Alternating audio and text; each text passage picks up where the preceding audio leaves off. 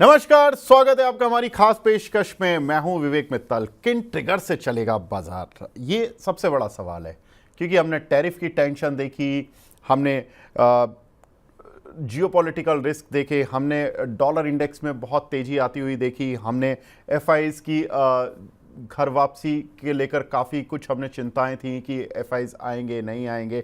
वो बहुत सारी चीज़ें थी, तो बहुत सारे फैक्टर्स हो गए थे जिनकी वजह से मार्केट ने एक सितंबर से लेकर कम से कम मार्च तक तो काफ़ी परेशान किया। इनफैक्ट अप्रैल सेकंड वीक तक भी हम थोड़े से परेशान थे, लेकिन उसके बाद कुछ चीज़ें पॉजिटिव भी हुई हैं और उन सभी पर बात करेंगे। हमारे साथ बेहद खास मेहमान जुड़ चुके हैं। हमारे साथ जुड़े हैं mister Aniruddh Garg, partner and fund manager at Inva Inva Inva asset PMS.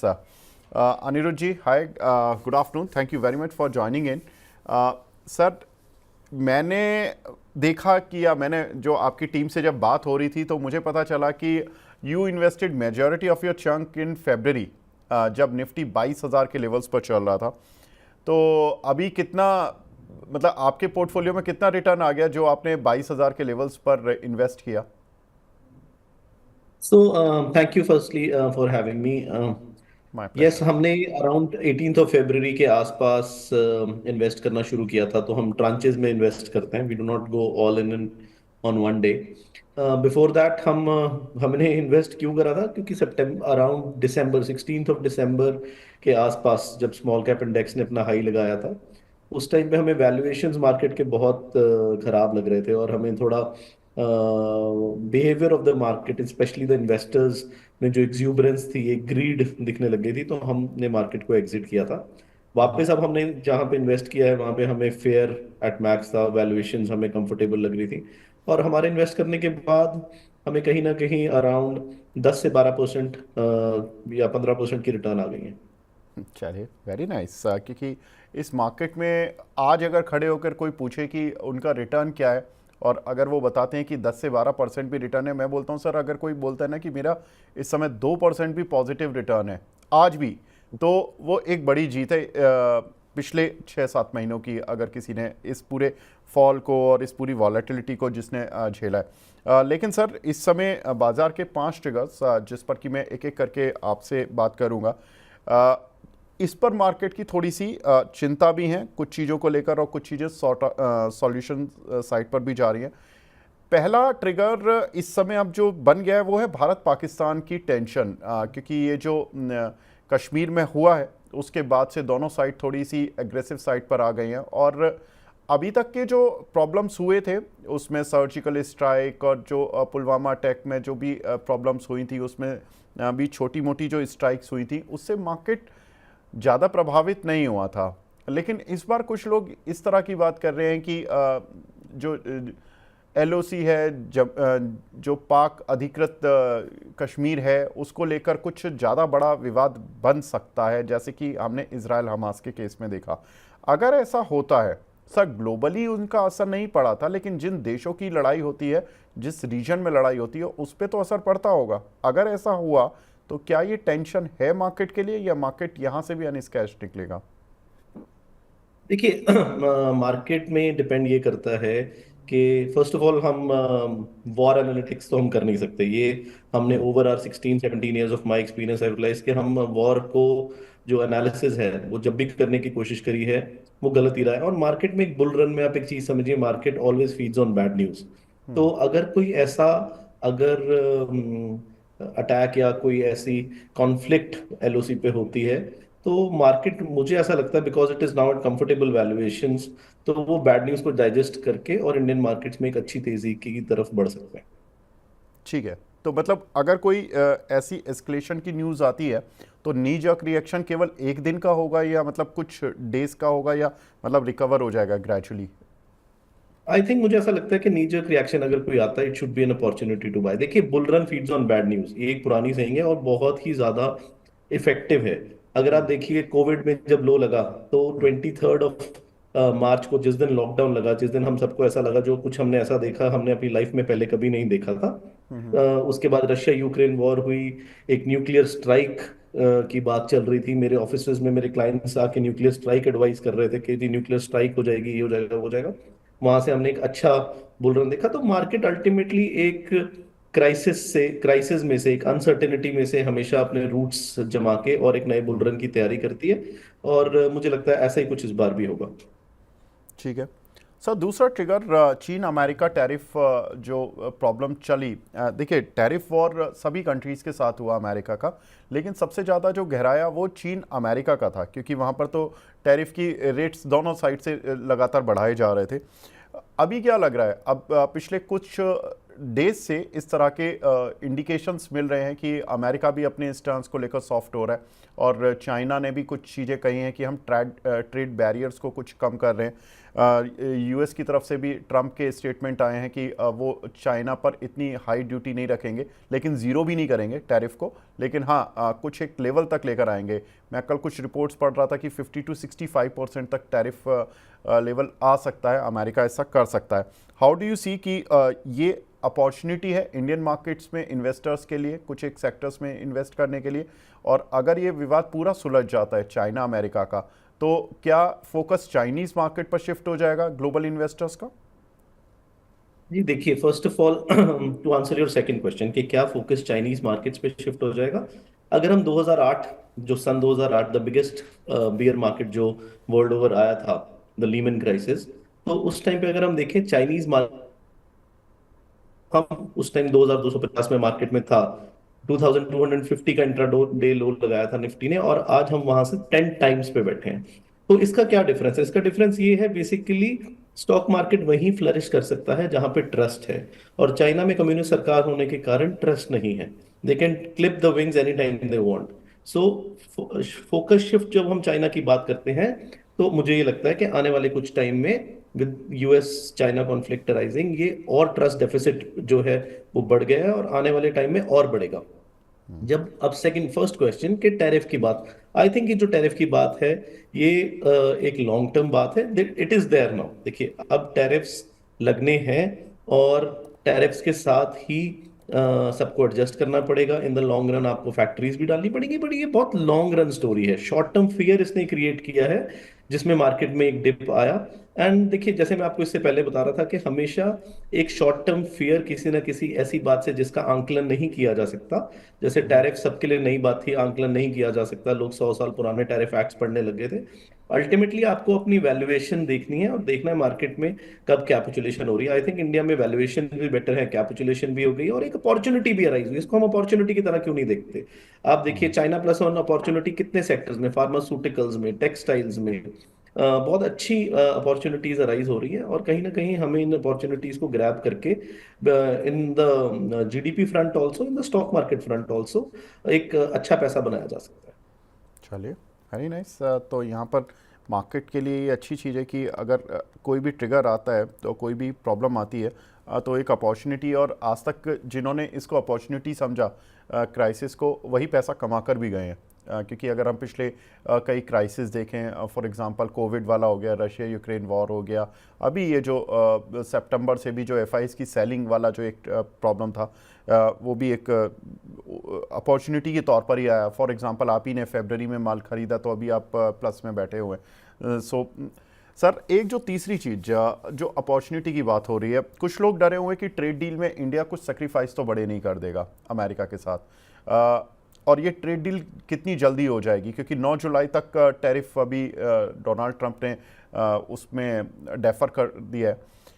क्या लग रहा है सर, कौन से सेक्टर्स बेनिफिट करेंगे ट्रेड डील से, और कहाँ पर अपॉर्चुनिटीज़ मिलेंगी? देखिए मैं इसको थोड़ा सा लाइटर नोट पे बात करते हैं कि आपने अपने देश की कमान एक गुजराती के हाथ में दी हुई है, और गुजराती कभी घाटे का सौदा नहीं करते। तो कहीं ना कहीं हमें ये लगता है कि Narendra Modi will work out the best trade deal that can work in India's favour.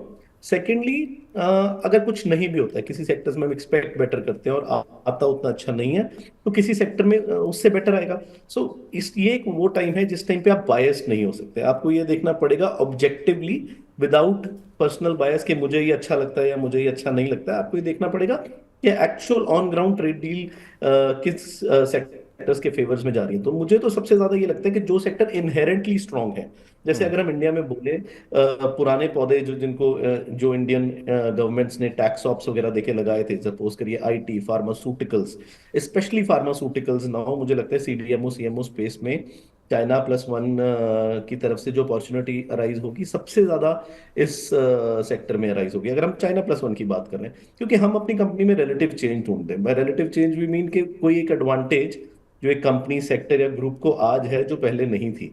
तो अगर आप यूएस बायोसिक्योर एक्ट पढ़िए तो उसमें क्लियरली मेंशन किया गया है कि ये चाइनीज कंपनीज हैं जिनसे सोर्सिंग नहीं करनी, ये प्रोडक्ट्स हैं जिनके लिए हमें दूसरे देशों की तरफ देखना। और इंडिया में specially when it comes to pharmaceuticals पिछले 25 30 40 साल में बहुत काम हुआ है। We are actually the global leaders when it comes to contract manufacturing. हम बन सकते हैं और हमारे पास वो राइट नॉलेज एक्सपर्टीज है, और अब एक मौका भी है। तो कहीं मुझे लगता है कि फार्मा में अच्छा फायदा होगा। अगर आप टेक्सटाइल वालों से बात करें तो वो बोलते हैं कि गारमेंटिंग में इतने ऑर्डर आ रहे हैं कि हम पूरे ही नहीं कर पा रहे हैं। तो कहीं ना कहीं टेक्सटाइल सेक्टर हमें बेनिफिट करता दिखता है। तो ऐसे बहुत सारे सेक्टर्स हैं जो कि चाइना में जिनके लिए हमने पीछे बेस बनाया हुआ है। प्रॉब्लम वहां पे आती है जहां पे बेस नहीं बना हुआ है। तो हम्म। जिन भी सेक्टर्स का पिछले 10 20 30 साल में इंडिया में बेस बना है, जिनके चाइना से सब्स्टिट्यूशन होनी है, देखिए चाइना सब्स्टिट्यूशन एक रियलिटी है और हमें वो एक्सेप्ट करना ही पड़ेगा, कोविड के बाद से ही चल रही है। बट हम्म। अब डोनाल्ड ट्रंप के आने से इसको क्या बोलते हैं कि फ्यूल और मिल गया। बिल्कुल, आपने बड़ा इंटरेस्टिंग बात बताई कि टेक्सटाइल कंपनीज बोल रही हैं कि उनके पास ऑर्डर्स नहीं है, मतलब ऑर्डर्स इतने सारे हैं कि उनके पास टाइम नहीं है और उनके पास उतनी कैपेसिटी नहीं है, या तो वो यूटिलाइजेशन लेवल 100% पर ले आए होंगे। लेकिन सर ये रिफ्लेक्ट हो रहा है क्या कंपनीज के प्रॉफिट एंड लॉस में और उनके फाइनेंशियल्स में अभी तक? ये ऑर्डर्स ना अब आने शुरू हुए हैं। तो मुझे ऐसा लगता है कि आने अगले 2 साल में ये अच्छी तरह कंपनी के प्रॉफिट्स एंड लॉसेस में रिफ्लेक्ट होगा। अगर आप पिछले साल 1.5 साल से देखिए, टेक्सटाइल कंपनीज आ रहे ना बस। ओके, तो इसमें जो रेडीमेड गारमेंट्स वाली कंपनीज हैं उन पर ज़्यादा फोकस करें, या जो रॉ मटेरियल, क्योंकि हमारे यहाँ पर सिंथेटिक यान यान बनाने वाली कंपनीज, कॉटन यान बनाने वाली कंपनीज काफ़ी सारी लिस्टेड है, कहाँ पर फोकस करना है सर? थोड़ा सा छोड़ सकते हैं बिकॉज कॉटन यार्न एक बहुत ही कॉम्पिटिटिव और ग्लोबल कमोडिटी स्पेस है। हम्म। अगर हम बोले मैन मेड फाइबर्स या स्पेशलिटी फाइबर्स या गारमेंटिंग, इस पे हमारा ज्यादा फोकस रहेगा, क्योंकि this is what the demand is आजकल। अगर आप देखिए कि आज की डिमांड जो है वो इनकी तरफ ज्यादा है। तो जहां पे डिमांड है अल्टीमेटली जहां विजिबिलिटी दिखती है वो इन इन सेगमेंट्स में टेक्सटाइल के ज्यादा दिखती है थोड़ी। जी, आपके पोर्टफोलियो में सर कितने वेटेज दिया हुआ है आपने इन सभी सेक्टर्स को? देखिए फार्मास्यूटिकल्स की अगर हम बात करें हमारे पोर्टफोलियो में अराउंड 20 to 25% होगा। अगर हम ओके। टेक्सटाइल्स की बात करें तो हमारे डिफरेंट हमारे 3 फंड्स हैं, ग्रोथ, लीडर्स एंड प्राइम। तो डिपेंडिंग टोटल अगर मैं रेंज बनाऊं तो अराउंड 4 to 10% के बीच में हमारे पास टेक्सटाइल्स हैं। ओके, और बीएफएसआई स्पेस में, फाइनेंशियल स्पेस में या बैंकिंग स्पेस, यहाँ पर भी काफ़ी कुछ फोकस रहा है सभी के पोर्टफोलियो में। जनरली कुछ बैंकिंग या बीएफएसआई स्पेस के शेयर्स होते हैं सर, आपके में कितना वेटेज है? अप्रोक्सीमेटली अगर हम बोलें तो हमारे पास 15 से 20% के बीच में है, ओके। डिपेंडिंग अपॉन कौन से फंड की बात करें। लेकिन ओवरऑल मैं इस स्पेस पे बहुत बुलिश हूँ। अगर आप बैंक निफ्टी को देखिए, ज्यादा दिमाग लगाने की तो देखिए जरूरत है ही नहीं। ये इतनी अच्छी गोल्डन अपॉर्चुनिटी है। अगर फर्स्ट ऑफ ऑल अगर हम किसी भी इंडेक्स की किसी भी स्टॉक की बात कर रहे हैं, इट्स कम अनसेड के इट्स नॉट अ रिकमेंडेशन। हमारी पोजीशंस हैं, हम बायस्ड हैं और हम अपनी पोजीशंस कभी भी बढ़ा या घटा सकते हैं। अगर हम बैंक निफ्टी की बात करें, आपको बैंक निफ्टी 14 15% मल्टीपल पे मिल रही है, 14 15 के मल्टीपल पे मिल रही है, जिसकी ग्रोथ निफ्टी से ज्यादा है। और पिछले साल 1.5 साल में परफॉर्मेंस नहीं भी है। तो मुझे ऐसा लगता है कि आने वाले साल 2 साल में ये एक अच्छा इंडेक्स रह सकता है पैसे कमाने के लिए।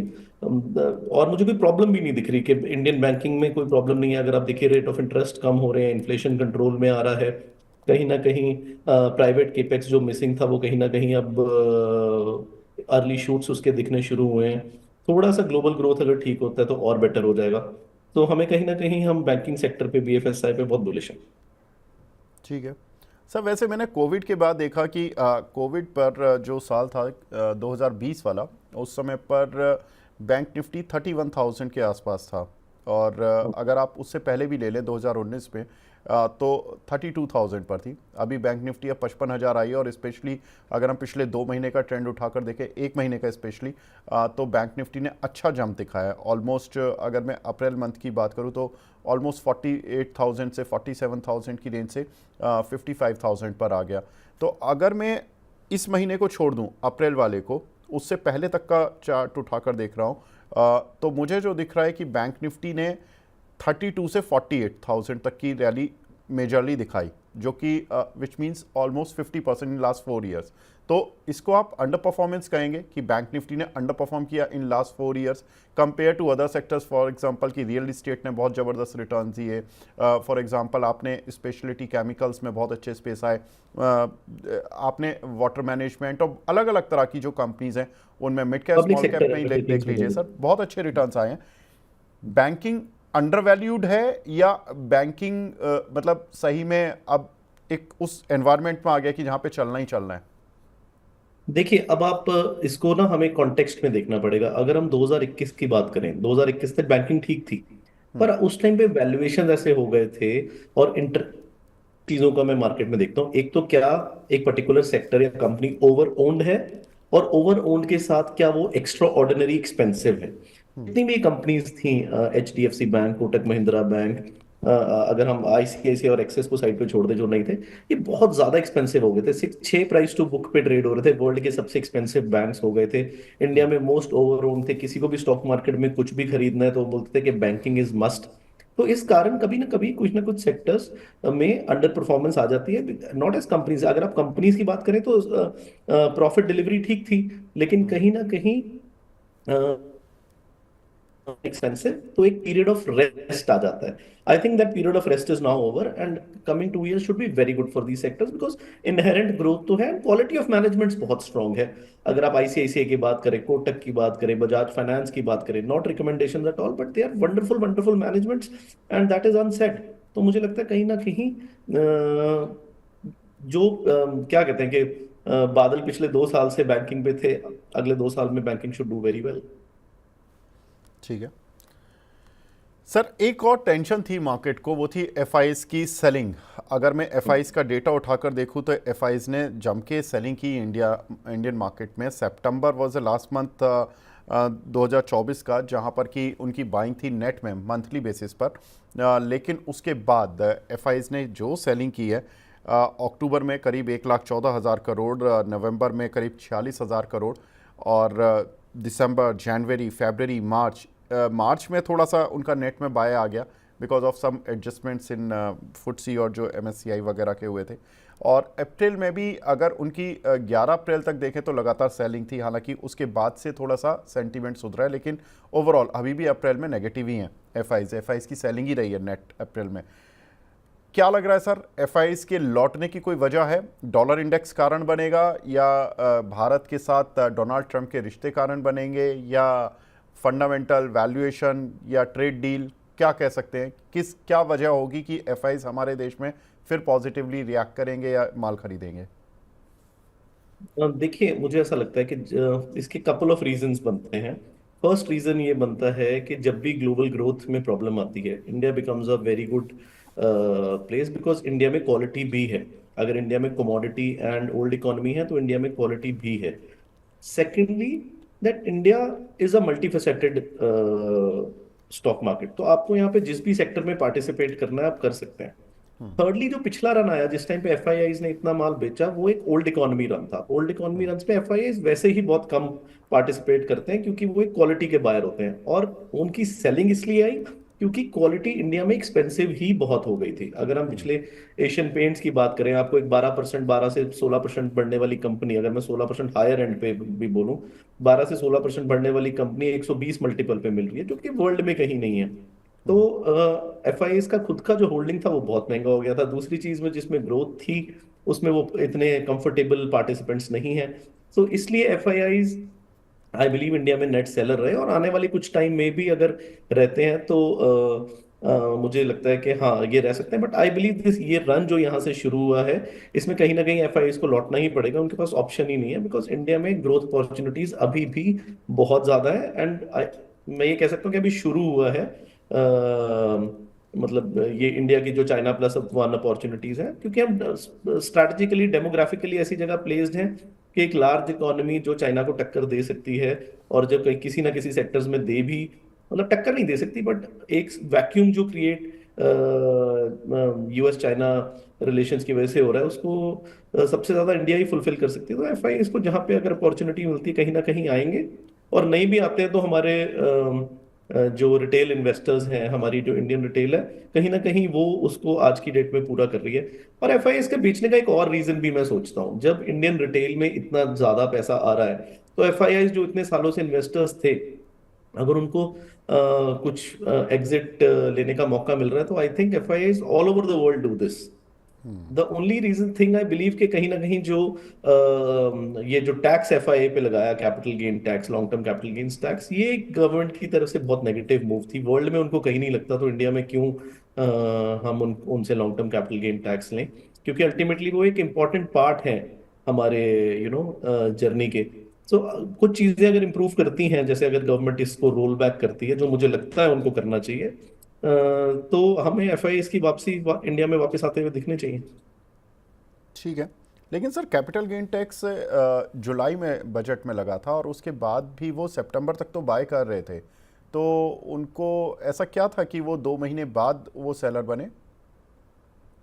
ये देखिए, एक ओवरऑल आपकी लॉन्ग टर्म प्लानिंग है। FIIs and they are investing billions of dollars, तो एक लॉन्ग टर्म प्लानिंग में हम महीने 2 महीने का नहीं कह सकते। मैं ये भी नहीं कह रहा कि वो इसको नेगेटिव ले रहे हैं, बट हाँ, जब हम ओवरऑल रिटर्न की बात करेंगे कि 3-3.5% हमारा रुपया हर साल, अगर हम पिछले 20 साल की या 10 साल के एवरेज लें, डिप्रिशिएट हो जाता है, उसके बाद ऊपर से आप कैपिटल गेन्स भी लगा देते हैं तो कहीं ना कहीं एफआईआई को सोचना तो पड़ेगा ही ना कि ऐसा। और इंडिया स्पेशली महंगा भी रहता है, ऐसा नहीं है कि इंडिया महंगा नहीं रहता। तो एफआईआई के favourite, I would believe that their favourite friend is India, but इधर से इंडिया को भी इंश्योर करना पड़ेगा कि हम उनको ज्यादा ऑफेंड ना करें। बिकॉज अभी इंडिया का क्या कहते हैं ना, कि we should look at the bigger cake and not the pie. तो इंडिया का तो अभी ग्रोथ स्टोरी शुरू हुआ है। इस टाइम पे हम कहें कि हम ग्रोथ के स्टार्टिंग में ही हाईएस्ट टैक्स नेशन बनेंगे, तो आई थिंक ये गलत है। आपने कहा सर डोमेस्टिक फ्लो काफ़ी स्ट्रॉन्ग है इंडिया में, बिल्कुल हमने देखा भी आफ्टर कोविड तो स्टोरी ऑल टुगेदर चेंज हुई है। लेकिन जितना हम इस स्टोरी को इतना स्ट्रेंथ दे रहे थे, इतना सपोर्ट कर रहे थे, लेकिन हुआ क्या कि जब सितंबर से एफआईज ने ताबड़तोड़ सेलिंग की, तो मार्केट में भले ही इंडेक्स लेवल पर 17-18% की गिरावट आई on the from the highs, लेकिन जो पोर्टफोलियोज थे लोगों के 30 से 40% तक रेड हो गए थे। दैट मीन्स कि एफआईज को हम इग्नोर नहीं कर सकते। क्या ये थ्योरी ठीक है, या हम ये एक टेम्परेरी फेज था जो कि एफआईज की सेलिंग के तौर पर दिखा? अगर हमेशा तो वो इतनी इंटेंस सेलिंग नहीं कर सकते हैं, अगर उनकी सेलिंग रुक भी जाती है, बायर नहीं बनते हैं वो, मान लीजिए 200-400 करोड़ का बाय कर लेते हैं, 200-400 करोड़ का सेल कर देते हैं ऑन ए डेली बेसिस, तो क्या मार्केट चलेगा अपने अपने फ्यूल से? देखिए, मैं इसमें कहता हूँ कि ये जो एफआईआईज क्या कर रहे हैं ना, ये हमारे सर्कल ऑफ इन्फ्लुएंस से बाहर है। अल्टीमेटली ये गवर्नमेंट का डिसीजन है कि एफआईआईज क्या करें। अल्टीमेटली अगर हम अपना फोकस रखें ग्रोथ कंपनीज पे, जहाँ पे रिलेटिव चेंज है, जहाँ पे कुछ चीजें चेंज हो रही हैं, तो वहां पे आपको ग्रोथ हमेशा मिलेगी। सो एफआईआईज की अगर आप नेट, अगर आप Indian markets performance versus the inflow and outflow of FIIs का एक सिंपल डेटा बहुत इजीली अवेलेबल है, स्टडी करेंगे तो आप देखेंगे कि मार्केट की परफॉर्मेंस में, और स्पेशली पोर्टफोलियोज के परफॉर्मेंस में, और एफआईआईज के क्या कहते हैं कि एफआईआईज के जो पोजीशंस हैं, whatever they are doing, उसमें एक बहुत सिग्निफिकेंट कोरिलेशन मुझे तो नहीं आज तक मिला। तो इसलिए मुझे ऐसा लगता है कि हम let's focus on where the growth is, और ग्रोथ एक ऐसी चीज है जिसको मार्केट को रिवॉर्ड करना ही पड़ेगा। सर वैसे तो आपने सेक्टर्स तो बता दिए, लेकिन अगर आप ये बता सकें कि आपने अपने पोर्टफोलियोज में पिछले कुछ 2-3-4 महीने में क्या एडिशन किया, कौन से शेयर्स ऐड किए? आई नो कि स्टॉक्स का नाम नहीं मैं ले रेगुलेटरी लूंगा जी, रेगुलेटरी स्टॉक्स। चीज़ें हैं सर, वो आप हाँ, शायद। रेगुलेटरी कंसर्न्स की वजह से हम स्टॉक्स का नाम नहीं ले सकते। ओके। ओवरऑल मैंने आपको थीम्स बताई कि जैसे अगर आप देखिए चाइना प्लस वन, हम इसको इंडिया में नेबर्स प्लस वन बोलते हैं, क्योंकि बांग्लादेश की वजह से भी कहीं ना कहीं ट्रस्ट शेक हुआ है, तो इंडियन टेक्सटाइल को फायदा हो रहा है।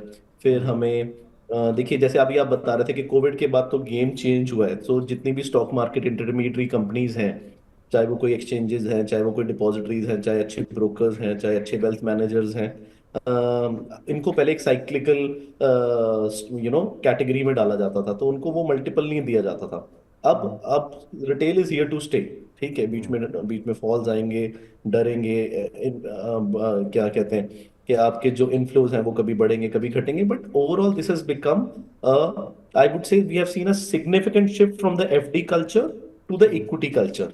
And now all the leaders that are there in these particular segments should do well. तो हमारी कुछ उनमें एडिशंस हम करते रहते हैं। एंड देन थोड़ा अगर आप ये देखिए कि हमें फर्टिलाइजर सेक्टर ठीक लगता है। हमें लगता है कि उसमें गवर्नमेंट अच्छे पॉजिटिव चेंजेस कर रही है, क्योंकि अगर केपेक्स में से हटा रहे तो कहीं और जा रहे हैं। एंड देन समवेयर इस ये फॉल की वजह से अच्छी कंपनीज में, चाहे वो लीडर्स हैं, चाहे वो केपेक्स में है, चाहे डिफेंस में है, जहां पे हमें अर्निंग्स विजिबिलिटी दिखती है अगले 2 से 3 साल की, और वैल्यूएशन कंफर्ट आ गया इस फॉल की वजह से, क्योंकि स्टॉक्स 40-40, 45-45% आपको नीचे मिल रहे हैं। सो कहीं ना कहीं वहां पे भी हमें कुछ वैल्यू इमर्ज होती लगती है। ठीक है अनिरुद्ध जी, आपसे बात करके बहुत मज़ा आया, बहुत सारी इंसाइट्स मिली एंड बहुत सारे सेक्टर्स के बारे में पता चला कि इस समय ओवरऑल पोर्टफोलियो मैनेजर्स क्या सोच रहे हैं। आप जैसे बड़े फंड मैनेजर्स जो कि एक सक्सेसफुल आपने अपने पोर्टफोलियोज़ को रखा है और पिछले 2 महीने में अच्छा रिटर्न भी बनाया, तो आपने क्या खरीदा और क्या आपने उसका इंडिकेशन दिया कि हमने इन पर्टिकुलर सेक्टर्स पर वेटेज बढ़ाया। Thank you very much sir, हमसे जोड़ने के लिए, अपना प्रीशियस टाइम देने के लिए। Thank you. Thank you so much.